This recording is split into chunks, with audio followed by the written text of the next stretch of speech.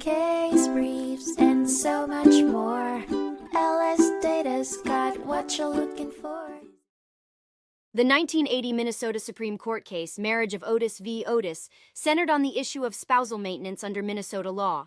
In this case, the court may order spousal support only for a reasonable duration and not as a permanent award, focusing on the individual's ability to become financially independent rather than their sex. This case stemmed from the divorce of Emmanuel and Georgia Contos Otis, who married in 1954 and had one child together before Mrs. Otis left her job to raise their child. At the time of the divorce, Mr. Otis was a highly successful executive earning over $120,000 a year. The court initially awarded Mrs. Otis a sum of $2,000 per month as alimony from 1978 until 1982, when it terminated her payments after 4 years. Mrs. Otis appealed the court's decision to terminate her spousal support, but the court ultimately denied her appeal. The court based its decision on the 1978 Minnesota laws that grant maintenance if a spouse lacks sufficient property to provide for their needs during a period of training or education. They determined that Mrs. Otis had the ability to earn a yearly income of $12,000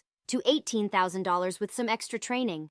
The Minnesota Supreme Court held that Mrs. Otis had to become self-sufficient through training or education and wouldn't receive spousal support if she lacked property for reasonable needs during this period. The focus of the decision was on whether the spouse was able to support themselves or if there were circumstances preventing them from seeking outside employment.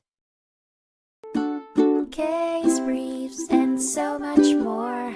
LSData's got what you're looking for. Visit lsd.law, elevate your mind. Leave the stress of class.